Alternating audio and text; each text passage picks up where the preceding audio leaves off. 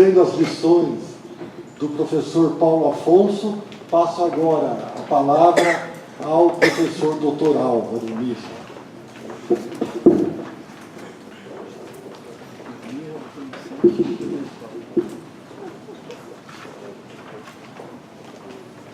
Boa tarde a todos os colegas, a todas as colegas.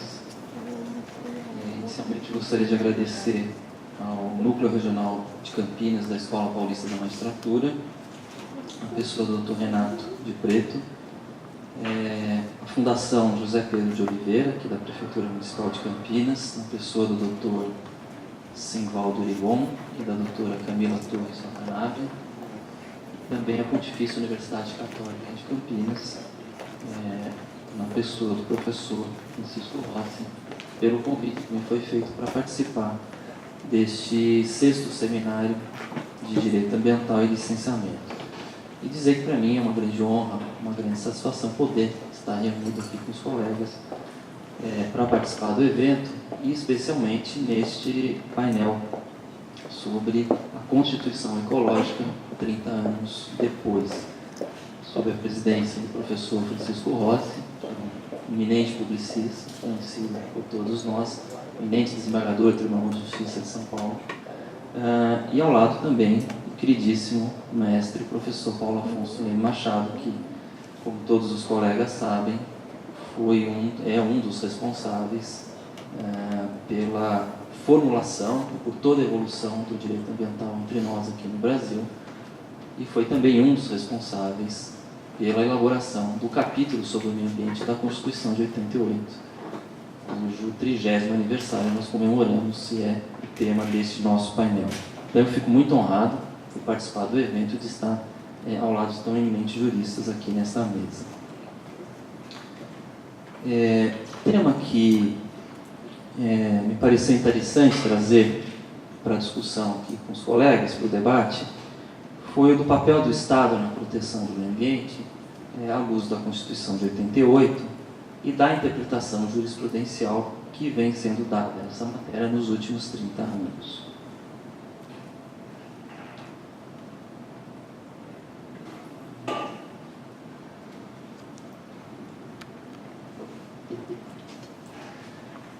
A atuação do Estado, como é certamente do conhecimento de todos, ela sempre foi tida como fundamental para a proteção do meio ambiente, seja no que se refere ao controle e à fiscalização das atividades degradadoras, seja no tocante à adoção das medidas administrativas relacionadas à implementação de programas de ação e de políticas públicas ambientais. Disso me parece que ninguém tem dúvida. No entanto, o entendimento sobre a natureza, a forma e os meios de atuação do Estado na área ambiental, esse entendimento ele tem sido modificado ao longo do tempo, especialmente no que se refere ao exercício de competência discricionária ou de competência vinculada na ação administrativa ambiental. Então, no que se refere, por exemplo, ao exercício do poder de polícia ambiental, se por um lado não se tem grandes discussões a respeito da imprescindibilidade da atuação do Estado nessa área, por outro lado nunca se teve muita clareza a respeito do espaço em que, nessa esfera do controle e da fiscalização, existe efetivamente o exercício de competência discricionária ou vinculada, sobretudo com relação aos meios pelos quais se concretiza o exercício do poder de polícia, onde sempre se reconheceu, de uma forma geral, uma maior liberdade de escolha para o administrador público. Já no tocante à adoção de providências administrativas destinadas à implementação de programas de ação e de políticas públicas ambientais, o entendimento que durante muito tempo prevaleceu foi o de que se estaria nessa matéria diante de uma tarefa privativa do administrador público, que, melhor do que ninguém, teria condições de apreciar, à luz da sua competência discricionária, o momento mais adequado para a concretização das medidas de proteção do meio ambiente, especialmente diante da realidade administrativa e financeira própria de cada esfera de governo em um determinado momento. Esse sempre foi o entendimento tradicional na matéria. E o marco evolutivo permitiu, então, uma nova visão para a ação do Estado na área ambiental, foi exatamente a promulgação da Constituição de 88, que no artigo 225 caput estabeleceu de forma expressa, de forma clara, o dever do poder público e também da coletividade de defender e preservar o meio ambiente para as gerações presentes e para as gerações futuras também, atribuindo então ao Estado a incumbência de adotar uma série de ações e programas que no seu conjunto constituem a política ambiental do país e que sempre inclui o controle sobre o exercício das atividades potencialmente degradadoras. E o que se passou a entender então, a partir de então, ou seja, a partir da Constituição de 88, é que se a defesa do meio ambiente é um dever do Estado, a atividade dos órgãos estatais na promoção da defesa do meio ambiente, ela passou a ser então de natureza compulsória, podendo então a sociedade exigir do poder público o exercício das suas competências na área ambiental. Essa visão ela foi reforçada também pela consagração na Constituição de 88 do direito ao meio ambiente como um direito fundamental, incluído entre os chamados direitos de terceira geração, e que é considerado um direito ao mesmo tempo de defesa e um direito prestacional, ou seja, um direito que impõe ao poder público uma abstenção, ou seja, não fazer consistente em não degradar a qualidade ambiental, mas que impõe também ao poder público uma prestação positiva, ou seja, um fazer no sentido de defesa e recuperação da qualidade ambiental.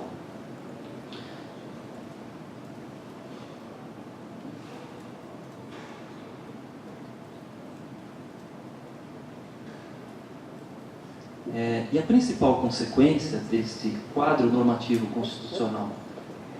instaurado com a Constituição de 88, a principal consequência, segundo tem sido destacado pela doutrina, foi, em alguns casos, retirar, em outros casos, limitar a discricionariedade do Estado na área ambiental. Ou seja, por força desse dever constitucional do poder público, estabelecido pela Constituição de 88 de forma clara, por força desse dever constitucional do poder público de proteger o meio ambiente, primeiro, não se admite, à luz da Constituição de 88, não se admite que o Estado opte por não agir na defesa do meio ambiente. Então, o Estado ele deve sempre agir. Essa é uma das lições do professor Paulo Afonso Lima Machado, desde muito tempo, sobre esse tema. Segundo, não se admite também, à luz da Constituição de 88, que o Estado atue de maneira insuficiente na proteção do meio ambiente. Então, de acordo com a nossa Constituição, a atuação do Estado na defesa do meio ambiente, ela deve ser adequada e eficiente. Terceiro, não se admite, à luz da Constituição de 88, não se admite que o Estado retroceda no grau de proteção ambiental já alcançado. Então, uma vez obtido um certo grau de proteção ambiental, essa proteção deve ser mantida, não se admitindo retrocessos, não só do ponto de vista legislativo, mas também do ponto de vista administrativo, na defesa do meio ambiente. Então, aqui é claramente a aplicação do princípio da não regressão, da proibição de retrocesso ambiental, que tem incidência não só na esfera legislativa, mas também na esfera administrativa. Então, essa é também uma das lições do professor Paulo Afonso, que vem trabalhando com o princípio da proibição de retrocesso nos últimos anos também.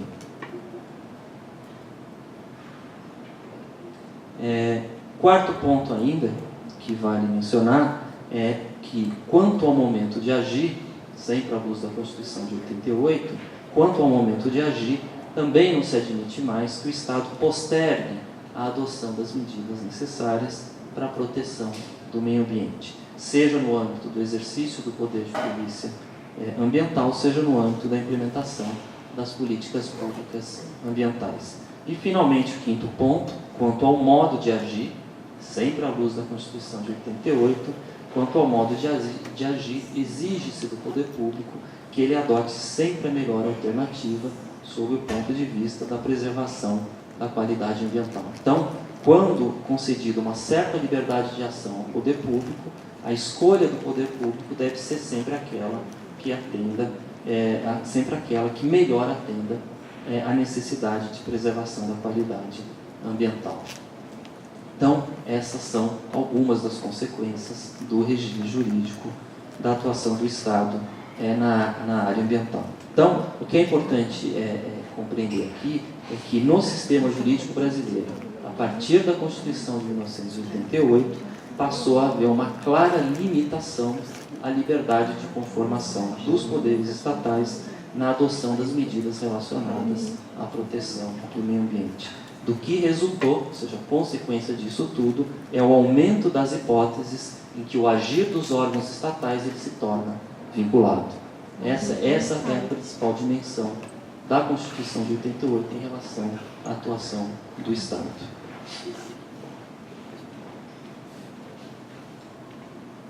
E o que é interessante observar aqui também é que essa nova visão trazida pela Constituição de 88, ela foi não só encampada, como ela foi também aprofundada pela jurisprudência de muitos dos nossos tribunais e especialmente pela jurisprudência do Supremo Tribunal Federal e do Superior Tribunal de Justiça. Então, nesse sentido, por exemplo, em termos gerais, tanto o Supremo Tribunal Federal quanto o Superior Tribunal de Justiça, eles já decidiram que a atuação na defesa e na preservação da qualidade ambiental, à luz da Constituição de 88 e também da Lei da Política Nacional do Meio Ambiente, essa atuação é uma tarefa irrenunciável do Estado, da qual, então, consequentemente, o Estado não pode abrir mão. Essa é a orientação do Supremo Tribunal Federal e do Superior Tribunal de Justiça. Eu indico os julgados aí no slide. Então, com isso, com essa orientação do STF e do STJ, se reconheceu que a proteção do meio ambiente ela é uma autêntica função pública, da qual o poder público não pode se desvencilhar, sob pena de ficar descaracterizada a própria existência do Estado. Então, do ponto de vista geral, essa é uma orientação muito importante trazida pela jurisprudência do STF e do STJ. Mais especificamente, no que se refere ao cumprimento daquele dever de controle e de fiscalização das atividades potencialmente degradadoras pelo exercício do poder de polícia ambiental, é interessante observar que o Superior Tribunal de Justiça já decidiu que existe a cargo dos órgãos administrativos um inequívoco dever-poder de controle e fiscalização ambiental de natureza vinculada,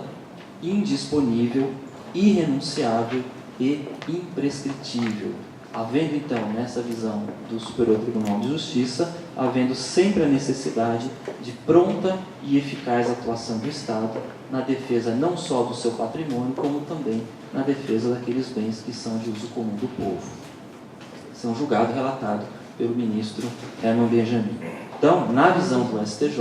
o dever de fiscalizar o exercício das atividades degradadoras é uma tarefa irrenunciável e vinculada do Estado, não existindo, então, qualquer liberdade para a administração no sentido de exercer ou não a fiscalização. Então, esse é um julgado importante também na matéria. O que é interessante observar aqui também é que nessa orientação firmada pelo Superior Tribunal de Justiça, não basta, no exercício do poder de polícia, não basta a adoção pelo órgão ambiental de uma ou de algumas das providências colocadas à disposição do Estado pela lei para o exercício do controle e da fiscalização. Na verdade, de acordo com a jurisprudência do STJ, o órgão encarregado da fiscalização ele deve se valer de todas as medidas que se mostrarem necessárias a fim de atuar de maneira diligente e eficiente no sentido de impedir as degradações ambientais ou, não sendo mais possível impedir as degradações, no sentido de minorar e fazer cessar as consequências danosas, no sentido de sancionar as condutas e atividades lesivas e no sentido de obter a reparação dos danos causados. Tudo isso sob pena de responsabilização do Estado na esfera civil em caráter solidário com o degradador por omissão no dever de fiscalização. Então aqui é claramente aquela ideia que eu mencionei anteriormente, de que existe hoje, à luz da Constituição, não só o dever da administração de fiscalizar o exercício das atividades degradadoras, mas existe também o dever da administração de atuar de modo diligente e eficiente na proteção do meio ambiente. Então é aquela ideia de vedação da atuação insuficiente da administração pública na área ambiental, sob pena de responsabilização do Estado na esfera civil. Essa é uma orientação que veio do Superior Tribunal de Justiça.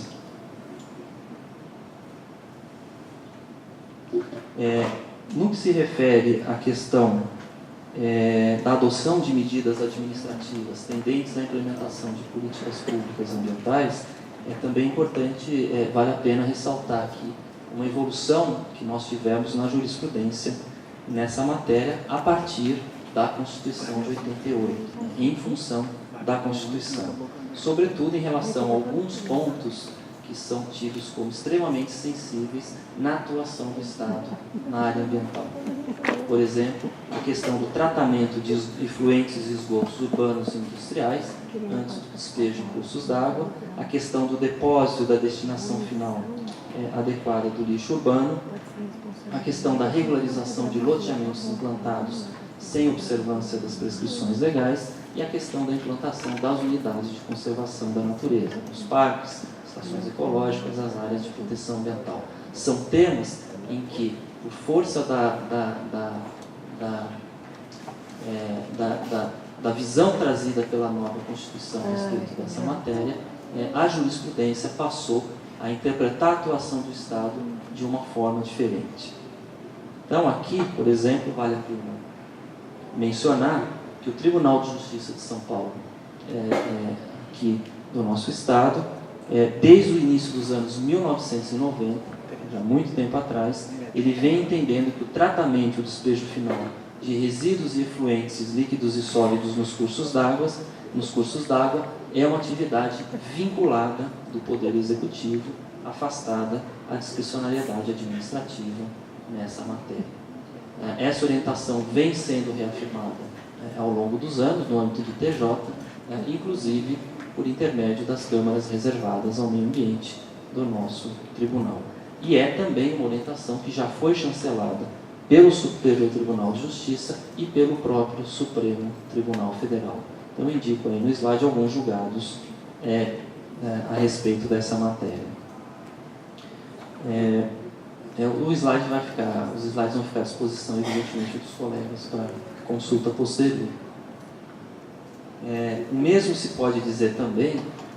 a respeito da questão da implantação de sistemas de coleta e tratamento de resíduos sólidos nos municípios, em que também as câmaras reservadas ao meio ambiente aqui do Tribunal de Justiça de São Paulo já afirmaram se tratar de uma atividade vinculada do poder público, afastada, mais uma vez, a discricionariedade administrativa nesses casos todos. Também é uma orientação que vem sendo adotada por outros tribunais e especialmente pelo Superior Tribunal de Justiça. Então, tem aí também a referência de alguns julgados. Aliás, nessa matéria que envolve o depósito e o tratamento do lixo urbano, é interessante mencionar um caso julgado aqui pelo Tribunal de Justiça de São Paulo, que envolvia o depósito de lixo a céu aberto, ou seja, a questão do lixão, em que o município, nesse caso, ele já estava adotando as providências para a realização adequada do aterro sanitário. Então, o município já tinha desapropriado a área com emissão de posse, já estava elaborando os planos, os estudos ambientais para a elaboração correta do aterro sanitário, e já tinha, inclusive, celebrado convênio com a União para obtenção de recursos financeiros para a realização correta do aterro sanitário. E, mesmo assim, apesar disso, houve determinação pelo Poder Judiciário da imediata cessação do depósito dos resíduos no lixão, diante da gravidade da situação que existia naquele caso. Então, apesar do município já estar adotando as providências, ainda assim foi determinada judicialmente a imediata cessação do depósito dos resíduos no lixão. Quer dizer, não havia nesse caso uma total omissão da administração pública, mas mesmo assim, dada a insuficiência de atuação do poder público, o Judiciário acolheu o pleito do Ministério Público, que é quem tinha proposto a demanda ambiental naquele caso, e determinou a imediata correção da situação lesiva ao meio ambiente. Então, mais uma vez, a gente vê aqui, digamos assim, a censura judicial relativa à insuficiência de atuação do Estado. Isso é um julgado bastante importante também. Um outro exemplo também, que vale a pena mencionar aqui, é a questão da regularização de loteamento ou de desmembramento não autorizado ou realizado sem observância das prescrições do ato administrativo que autorizou o empreendimento. Aqui, embora o artigo 40 da Lei 6766 de 79, que é a Lei sobre o parcelamento do solo urbano, esse artigo estabeleça que o município poderá promover a regularização do parcelamento do solo irregular, o STJ acabou firmando o entendimento de que se trata, na verdade, de um poder-dever do município que implica uma atuação vinculada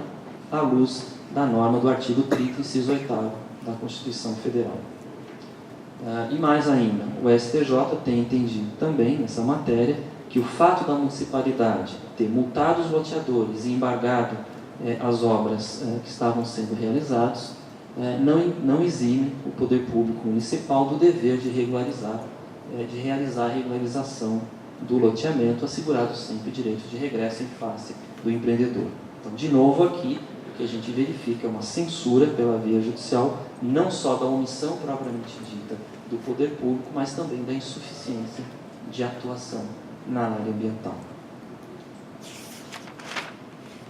E uma última hipótese interessante que eu gostaria de trazer para consideração dos colegas é a questão da realização de plano de manejo e de gestão de unidade de conservação da natureza, em que o Superior Tribunal de Justiça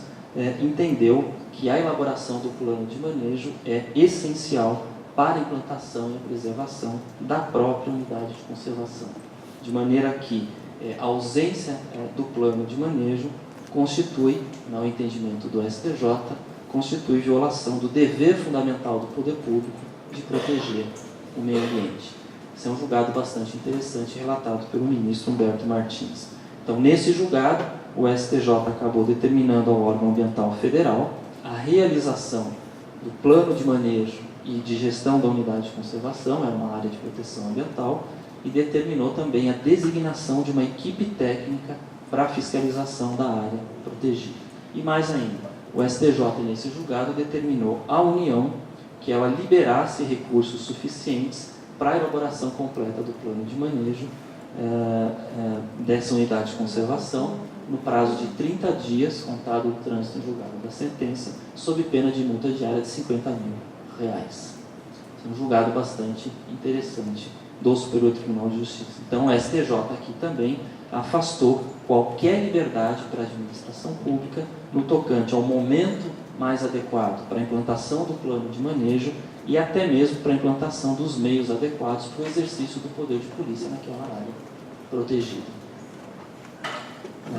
Então, essa é uma evolução muito importante que a gente tem tido na jurisprudência. Portanto, então, o que se verifica nessa evolução jurisprudencial, como eu procurei apresentar aqui para os colegas, o que se verifica aqui é que, a partir da promulgação da Constituição de 88, houve uma mudança significativa na forma de considerar a atuação do Estado na área ambiental. Por que isso? Porque se em primeiro momento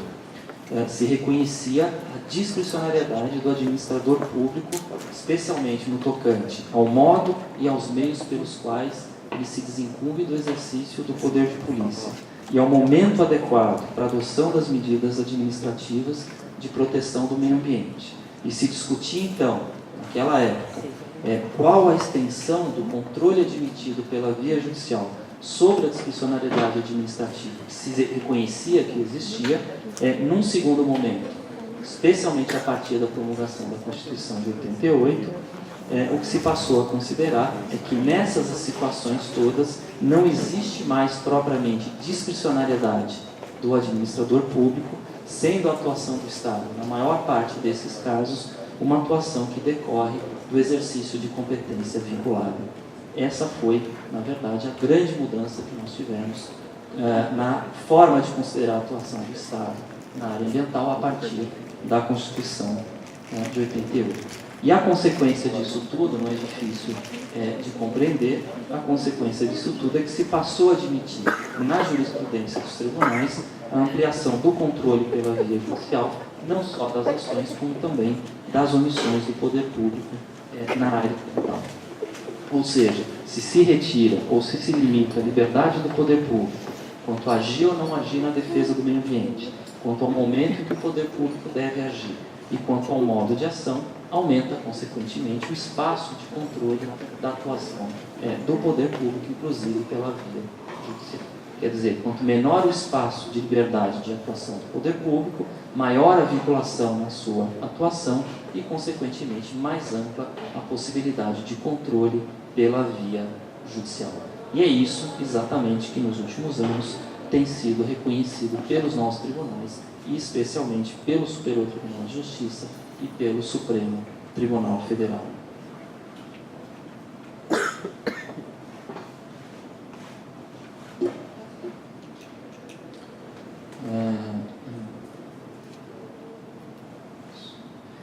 E a orientação jurisprudencial nessa matéria, ela tem ido ainda mais longe, porque ela tem permitido um maior controle, inclusive, por intermédio do judiciário, das disponibilidades orçamentárias do poder público para o cumprimento das obrigações públicas tendentes à realização do direito ao meio ambiente. Então, nessa matéria, a jurisprudência frequentemente tem afastado a alegação de insuficiência de recursos do Estado como justificativa válida para impedir o controle judicial das omissões do poder público na adoção das medidas administrativas de proteção do meio ambiente. Então, aqui, a chamada teoria da reserva do possível, ela tem sido aplicada de forma bastante ponderada para que ela não sirva de escudo ao administrador, pura e simplesmente, daquele administrador que se omite na adoção das medidas administrativas de proteção do meio ambiente que são indispensáveis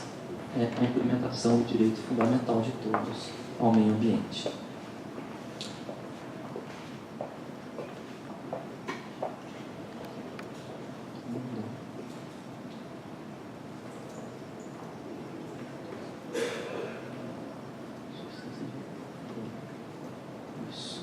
Portanto, eu já estou concluindo a minha exposição,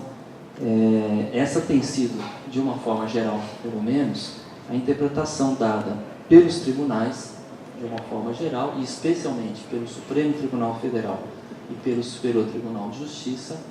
ao dever constitucional e também infraconstitucional do poder público de defender e preservar o meio ambiente, com a redução e até mesmo a eliminação de qualquer margem de liberdade para o administrador quanto a atuar ou não atuar na defesa do meio ambiente e quanto aos meios e ao momento de atuação,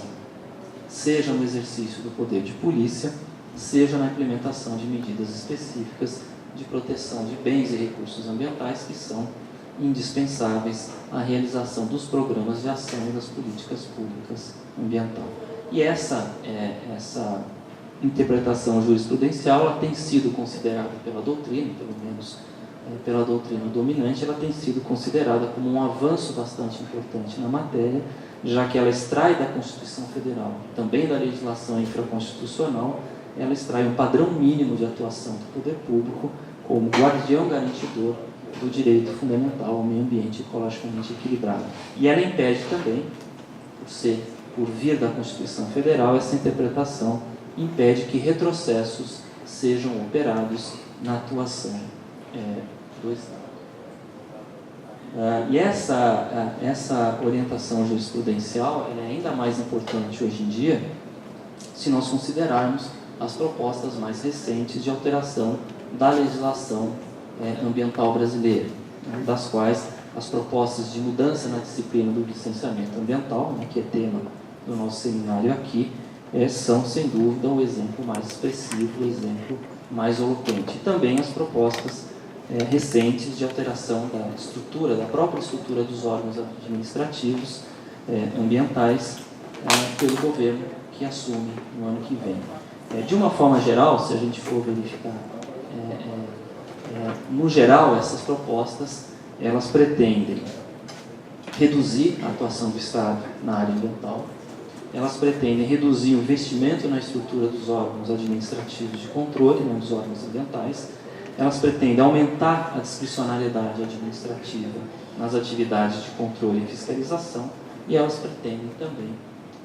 aumentar a autorregulação das atividades potencialmente degradadoras, deixando em muitos desses casos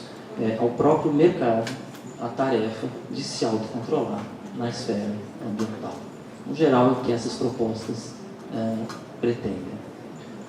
E elas são, todas essas propostas, sem dúvida nenhuma, de acordo com o que eu procurei mostrar aqui para os colegas, elas violam o regime jurídico constitucional e infraconstitucional da atuação do Estado na área ambiental, pelo menos tal como ele vem sendo interpretado pelos nossos tribunais superiores. É um regime jurídico que, vale a pena insistir, impõe a atuação eficiente do Estado na defesa do meio ambiente como uma tarefa irrenunciável e vinculada ao poder público. É um regime jurídico que viabiliza, como o professor Paulo Afonso tem ensinado a todos nós, é um regime jurídico que viabiliza um amplo controle social sobre as ações e omissões do poder público nessa matéria, inclusive pela via judicial, e é um regime jurídico que veda qualquer tentativa de reduzir ou de desqualificar a ação estatal na preservação da qualidade ambiental. Então, em suma,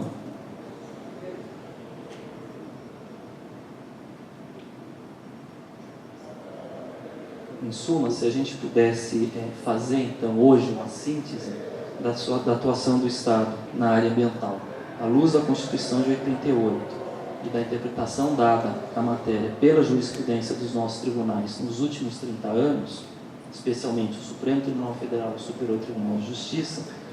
essa síntese, a meu ver, tomando aqui de empréstimo a análise do professor Boaventura de Souza Santos, num outro contexto, mas que a gente pode aplicar aqui também, essa síntese, a meu ver, seria melhor Estado na administração da qualidade ambiental, sim, sempre, menos Estado na proteção do meio ambiente, não. Me parece que é isso que se extrai da Constituição de 88, pelo menos à luz da jurisprudência dos nossos tribunais superiores. Então, essas são as observações que eu tinha a fazer a respeito do tema. Eu espero ter conseguido ser claro o suficiente aqui com os colegas. Eu agradeço mais uma vez a honra do convite, a honra de poder estar ao lado de dois tão eminentes juristas para discutir esses temas todos. E eu agradeço imensamente a atenção dos colegas que tiveram a paciência de me ouvir a essa hora da tarde, em plena sexta-feira. Muito obrigado a todos.